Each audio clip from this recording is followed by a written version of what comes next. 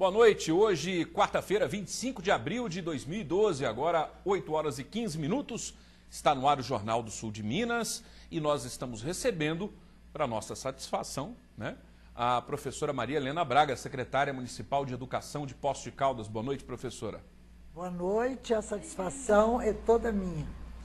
Toda nossa, viu? Porque recebê-la aqui é sempre uma grande alegria. Fiquei muito feliz de ser convidado por você, estar aqui com o pessoal, né? Um pessoal simpático, que recebe a gente muito bem.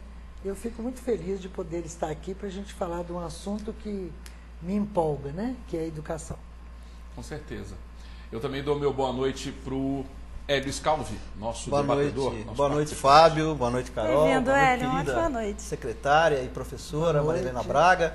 Boa noite a você que está conosco aqui comungando esse espaço de debate, né? E principalmente falando sobre educação, que é um tema recorrente em todos os programas aqui do Jornal do Sul de Minas. Boa noite, Carol. Tudo bem? Bom, Fábio, tudo ótimo. Dar uma boa noite para você também e convidar a participar. Eu comentei que eu estava chegando à TV Pós e os telefones já estavam tocando assim que o Fábio fez a chamada no Telefados. Então comece a perguntar para que a gente possa atender a todos os seus questionamentos. 3721-6955 pelo telefone e no Jornal do Sul de Minas, @hotmail.com, direto aqui comigo. O Fábio também tem o Facebook para você também interagir com ele. O tema é educação, mas nós podemos também debater o que está acontecendo no nosso município e na região. Com certeza. Olha que interessante, moradores da zona rural aqui de Poços de Caldas, das áreas das fazendas, organizaram um mutirão e juntaram 60 doadores para contribuir com a campanha do Hemocentro. Eles vão se reunir para doar sangue na próxima sexta-feira, dia 27. 2 ônibus das comunidades Souza Lima e Fazenda Boa Vista farão o transporte dos moradores até o Hemocentro para que eles possam fazer tranquilamente as suas doações. E este é um exemplo para que outras regiões também possam eventualmente tomar essa atitude e fazer também as suas doações, reunir as comunidades, porque o Hemocentro é sempre carente de sangue, de renovação no seu estoque de sangue e também das pessoas para que elas possam fazer o seu cadastro como prováveis membros aí de uma seleção para doadores até mesmo de medula, né? E aproveitando que a gente está falando da zona rural de Poços de Caldas, a Secretaria de Educação mantém uma creche na zona rural de Poços de Caldas e isso é um motivo de contentamento para a região da cidade.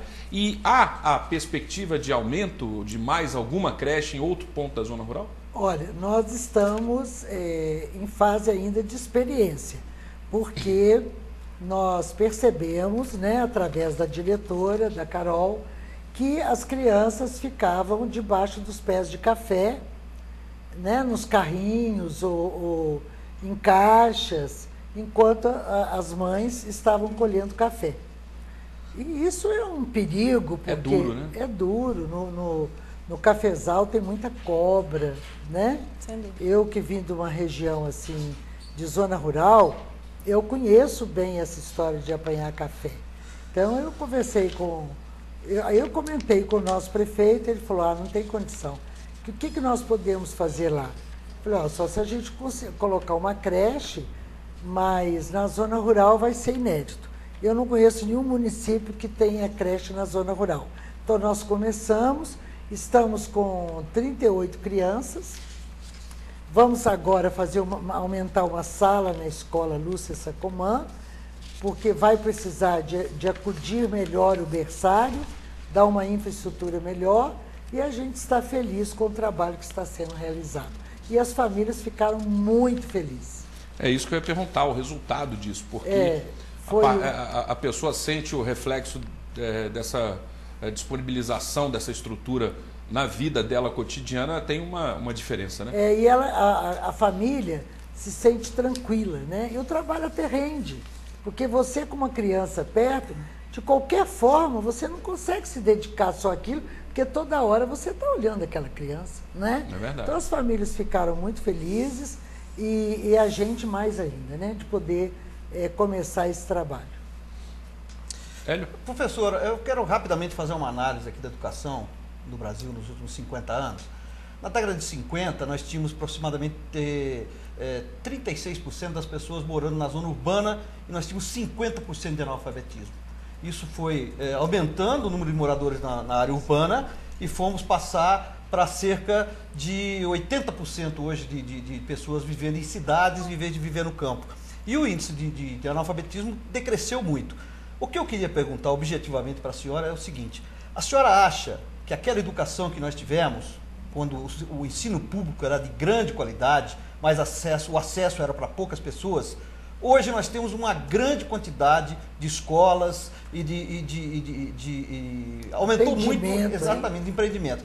Eu queria saber se a senhora acha que a educação, o nível educacional se manteve ou ele baixou muito.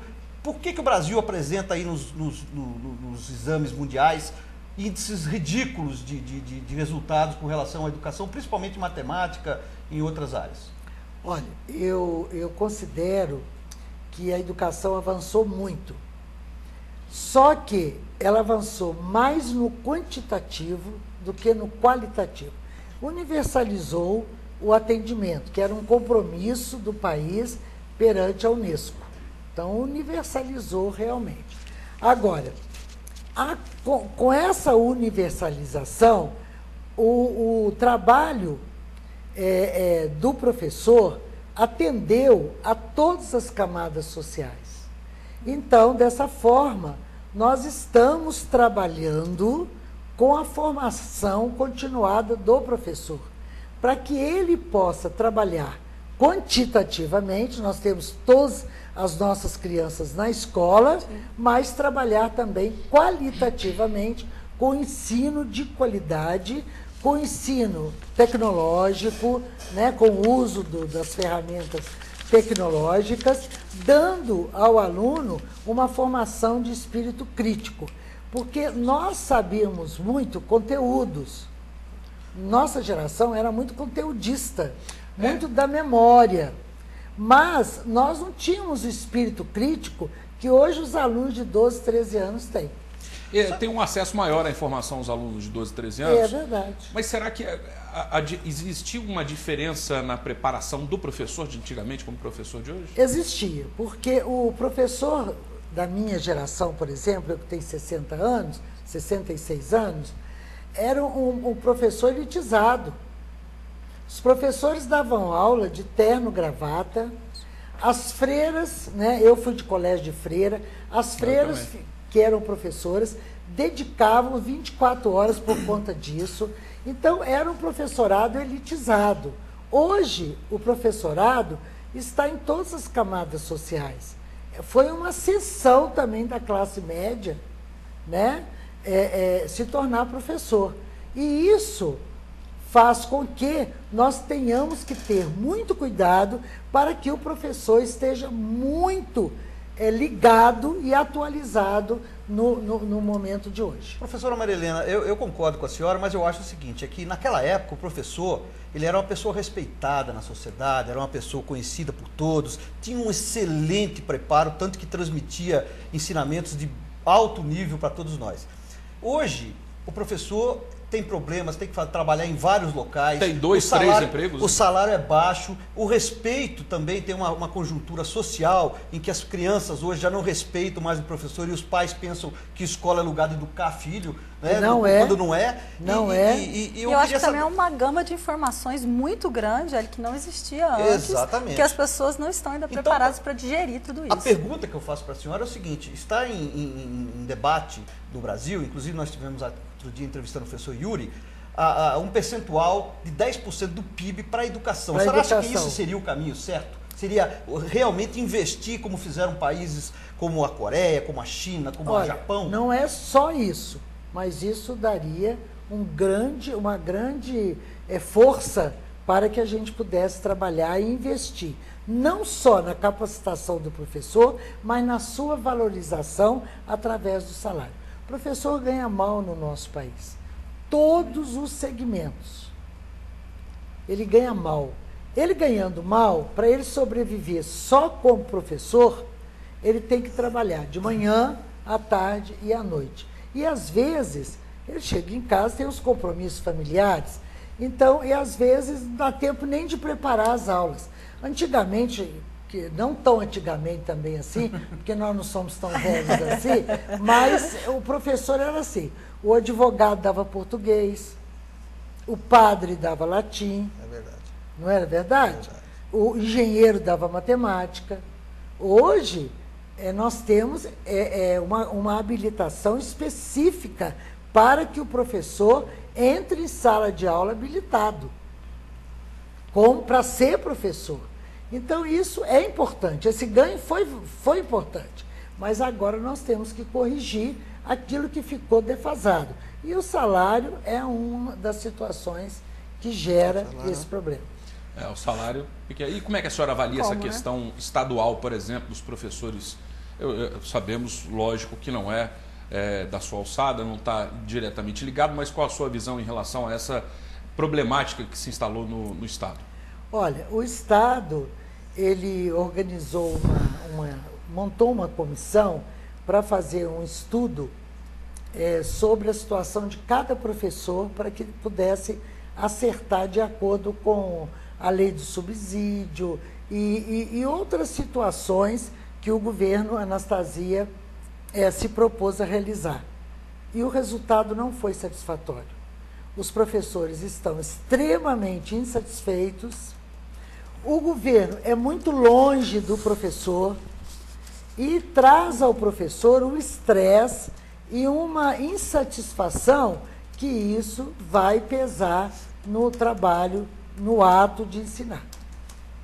É realmente uma situação, né? É.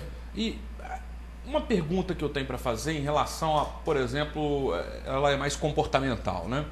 Hoje em dia, o Hélio falou que em muitos casos há uma confusão de, por exemplo, alguns pais acharem que tem que delegar a educação da criança para a escola. E comumente ouvimos enfrentamentos entre alunos e professores. Qual é o tipo de orientação no município para esses casos? Olha, eu tenho assim uma experiência muito grande de escola. Eu nasci, com 17 anos, eu já estava dentro da escola. Eu acredito que, se não for problema de saúde, o aluno tem que ser, se não for problema de saúde, porque aí é surto, às vezes é um surto que ele tem que ser levado ao médico, ao psiquiatra, ao neurologista. Se for o aluno que nós consideramos o pseudo-normal, um aluno comum que nós trabalhamos com ele, eu sugiro que nós tenhamos com o aluno um relacionamento harmonioso e que não dê chance para o aluno de fazer agressões com palavras e que depois, como nós estamos vendo aí no país, passam para agressões físicas. Graças a Deus, aqui em Poços, nós ainda não vivemos essa situação. E espero que a gente não viva.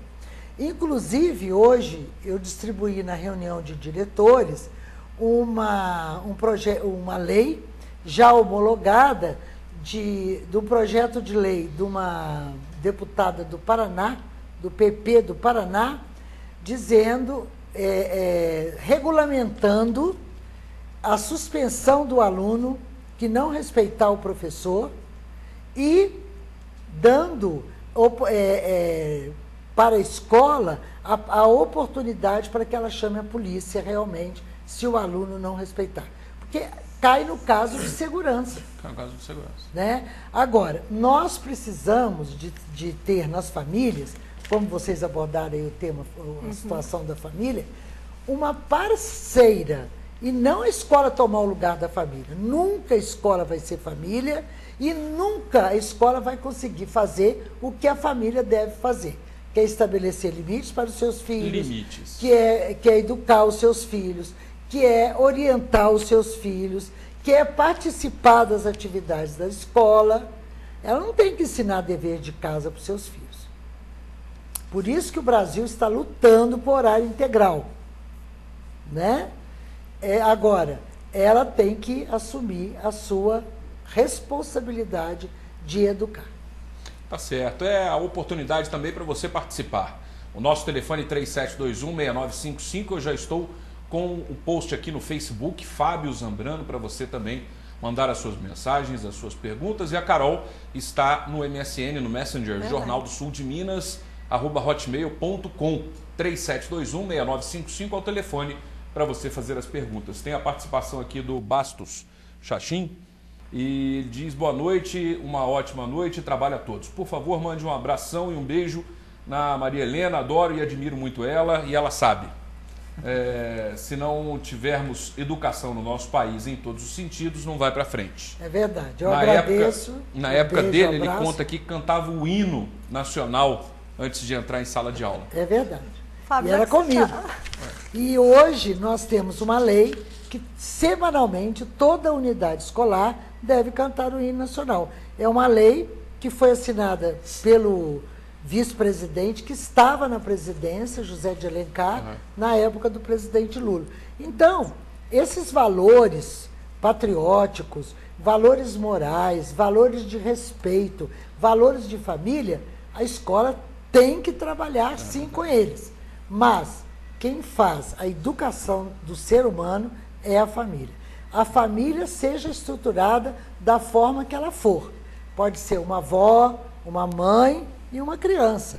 Pode ser o pai com seus filhos, a mãe com seus filhos e os dois com filhos daquele casal.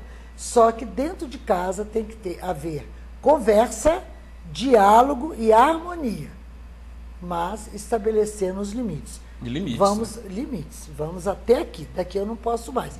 Quando você diz para o seu filho, agora você vai sentar ali e vai ficar ali, ele vai ter que obedecer, ele vai ficar ali. Legal. Ele disse também que a polícia está sempre parceira das escolas. É verdade. Nós vamos ao intervalo. Um grande beijo, Alexandre. É isso aí. Basto Chachim. Eu vou fazer um breve intervalo e a gente volta já já com o Jornal do Sul de Minas, aqui na TV Poços. Você está assistindo Jornal do Sul de Minas. Apoio Cultural. Café Subásio. Para quem não tem medo de altura.